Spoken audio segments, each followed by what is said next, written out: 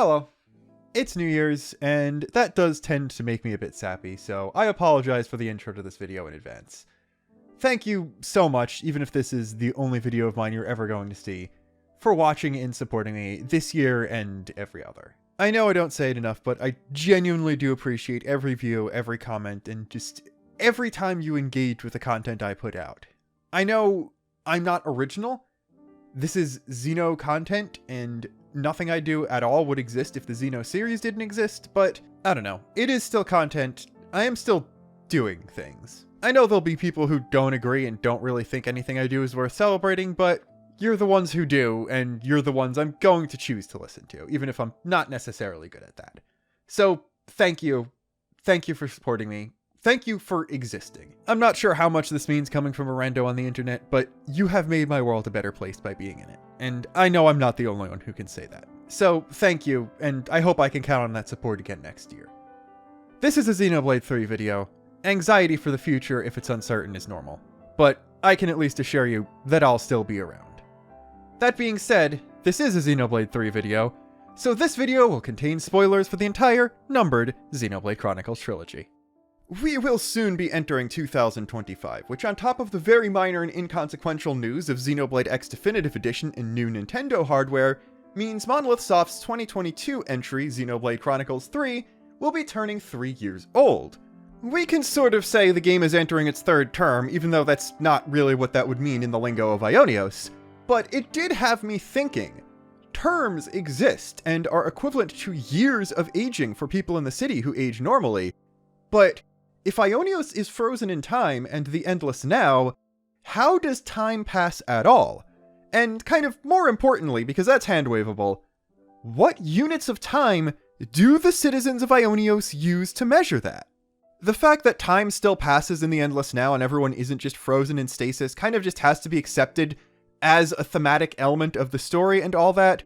And there is also the fact that if Mobius needs life energy to sustain themselves, then they do need to allow life to grow to some degree in order to harvest it, so it does make sense for Mobius in creating the world of Aionios to either use Origin to artificiate the passage of time, or create the world in some sort of pocket dimension with a wildly different timescale to the outside universe, so that eons could pass in an instant to an outside observer. Even if that doesn't completely physics, the idea of time still passing in frozen time, and even if Mobius won, the world would eventually crumble away under their stagnation, is thematically sound and strong enough where I am able to completely accept that at face value. But that then raises the question. Mobius designed the world from the ground up, besides the people of the city. Mobius created both Keves and Agnes. Keves and Agnes share a language. They share a lot of terminology. They are more alike than they are different, which means Mobius most likely told them the same method of timekeeping. But what units of time did they use? And then, when the city, formed of people from both worlds who did not lose their memories and escaped soldiers, was founded, what time units did they use? Firstly, I think we should look at the original two universes, because Mobius's entire thing is keeping things the same, so it's likely that when designing Aionios, they would at the very least look back to the time units used in Bionis and Allrest for inspiration. Every game in the series uses a 24-hour clock with 60 minutes in each hour, and we can't really abstract anything out of that. None of the Xenoblade games have hard enough rigid world building where it would make sense for them to invent a clock rather than just using a version of the real world one we use to make it easier for someone in the real world to keep track of time. The term second is also mentioned across the games a few times, and more or less, especially in the Japanese version, anytime a unit is mentioned, it's just real world metric because, quite frankly, units don't come up enough times throughout the series for it to be worth the effort to invent a brand new system. Although they did do that for Xenogears, and that's barely mentioned either, so maybe there were just higher priorities. But I do think, at the very least, Xenoblade 1's world did use identical units to reality. And that's because of the circumstances of the world's creation. Even though, unlike Allrest, it was built effectively from scratch, Bionis and Mechanis' creation was directly overseen by Klaus and Galea in their divine forms, two humans from 21st century Earth, and also 2 scientists who would likely be intimately familiar with the metric system even if they were from the US, all overseen and executed by Alvis the Ontos, a personified Trinity processor, a computer core designed by humans in the 21st century, who would also almost certainly have metric hard-coded in. There is no astronomy in the sense of how it works in the real world in the world of Xenoblade 1, as the sun and moon are just balls of ether that move around and light up and dim, which means the will of Zenza and Mainith most likely subconsciously made the length of the day exactly the same as it was in the world they remembered. And since they created life on their Titans directly, including the sentient ones, at the very least the High Entia and Machina would know the exact units the gods used, and the High Entia probably were able to pass that down to the Homs and Napon as well, which means, at the very least, those 4 races, the jury's out on like Turkins, Chilkins, Hodes, Chromars, and all those other guys who are smart enough to use chain attacks, probably just used the exact metric system we did, and honestly, I think something resembling modern English is the language spoken in Xenoblade 1 canonically, purely because the 2 creators of the universe were scientists on an Earth Coalition government space station in the 21st century, which almost certainly would have used English or maybe French as a common language, so that is the one real-world language we can be fairly certain that Klaus and Galea not only spoke, but shared in common. And since the Machina can communicate with everyone from Bionis no problem without any sort of language barrier, it suggests that their creators taught them the same language, and since we only know one they both know, that actually kind of makes sense. On the other hand, for Xenoblade 2, despite it being on the ruins of an advanced 21st century Earth civilization, the story is completely different, because while Klaus is there, and Klaus would know all this stuff, he was not hands-on in the development of civilization. That evolved, at least somewhat, because core crystals were there, naturally, and as such, it seems like there are more languages, and each nation is a little bit more insular and isolated, so as I mentioned last week, they probably have separate units and separate calendars across each nation, with most likely only Indal having some sort of unified calendar for liturgical purposes, and only Argentum, or maybe some coalition of all the Napon trade guilds, having unified weights and measures type units for trade purposes. As I also mentioned last week, enough time has probably passed from the present day for the length of the day and year to be significantly changed, so if anything, all rest would have significantly different timekeeping than Bionis and Mechanis, despite being on Earth and being able to invent timekeeping methods the same way we did using the stars. The thing about all of that I just mentioned is that it's cool and interesting, but we probably have to completely ignore it because the 2 worlds had to have developed some sort of unified system of units in order to work on Origin, because they built 2 halves of Origin, and when the worlds collided, those 2 halves did fit together perfectly and start working as intended before Mobius kicked in, so there wasn't any sort of conversion issue, which means they likely did have the same kind of units that the people working on it on both sides of the divide were. And I can sort of guess where they got those units from. And that is because of the only thing the 2 worlds really have in common.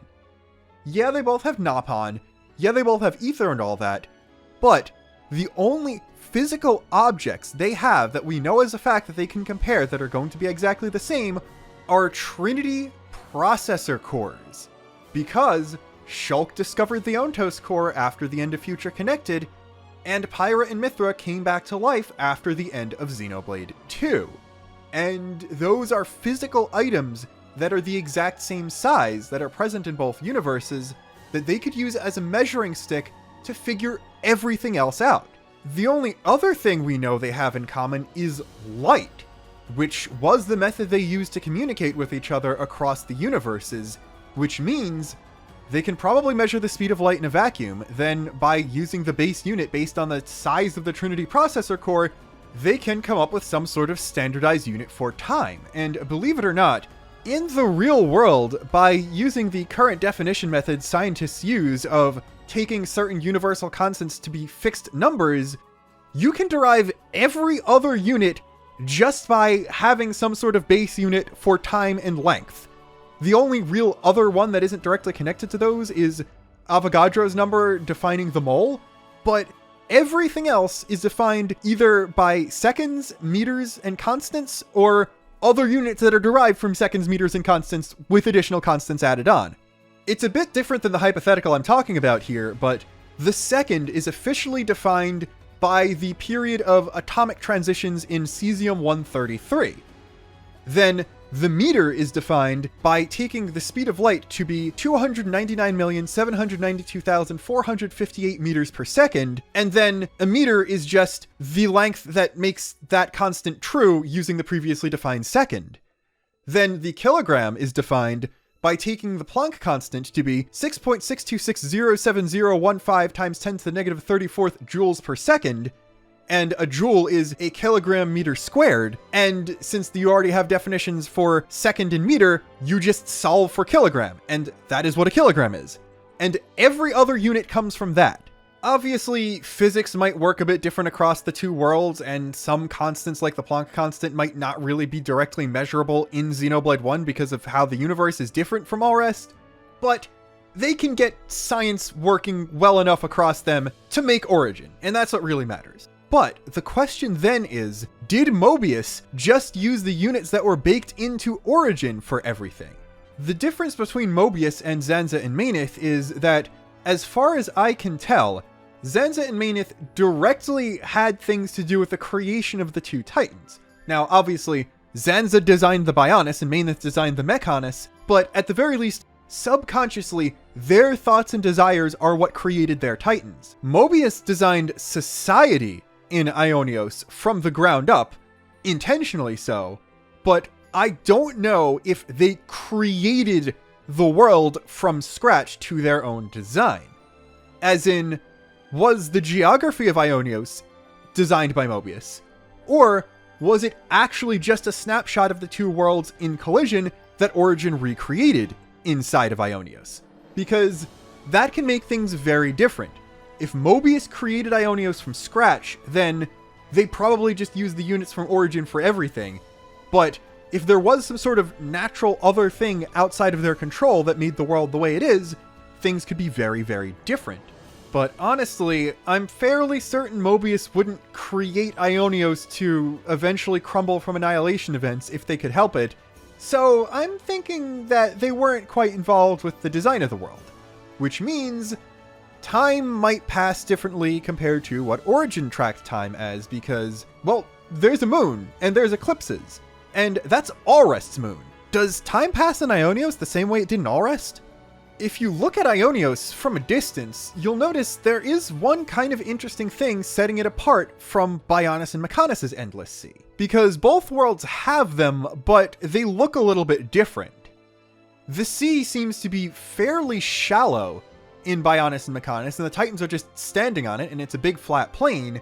But in Aionios, there's a big chasm in it right where Aionios is, so it's floating roughly water level with the outside sea, but there's a big hole underneath it. So this is probably some mashup of the two seas and not just one of them, but we never go high enough to see if the horizon curves, so we can't really tell which one it is. So if space is from Allrest, does that mean the ocean is from Bionis and Mechonis? Maybe, I don't know. The issue is not really being able to know what's underneath the sea in Xenoblade 1, because it is a very massive flat plain covered in water, but is it literally just a film of dirt on the bottom of the water, and that's the bottom of the world? If you go below it, you just pop out into space on the other side? Or does it keep going down into like bedrock and stuff, just not curved or anything? It's just a big flat block that has water on top of it. Because if it's a flat plain, the sea has to be from Allrest instead, simply because there is stuff to get a hole bored into it where water falls. And it does seem like there is liquid water on the bottom of the Aionios hole, like it doesn't just go off into space. So I don't really know what to say about that. Honestly, it's more likely that it is the sea from Xenoblade 1, purely because the Cloud Sea is the iconic sea from Allrest and not the regular water underneath it. So I'm willing to believe that's the case.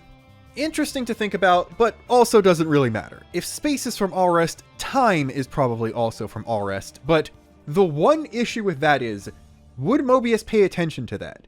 And the only reason I'm saying they might is because they keep track of eclipses regularly, which would be kind of hard to do if they weren't using some sort of method of timekeeping that was calibrated around celestial bodies. Which means that even if Origin used slightly different units, timekeeping probably used the Alrestian calendar, which isn't likely to be different enough from the real-world one Xenoblade 1 used or the unified one Origin used to explain away any of the weird aging issues with Kavesi characters, but hey, that's probably where they got the length of the year for terms and for the city counting ages in. And yeah, the city almost certainly uses the same time scale that Keves and Agnes use. Enough people come from Keves and Agnes and have to adjust to city life already, so it makes sense that at least some things should be consistent with what they use.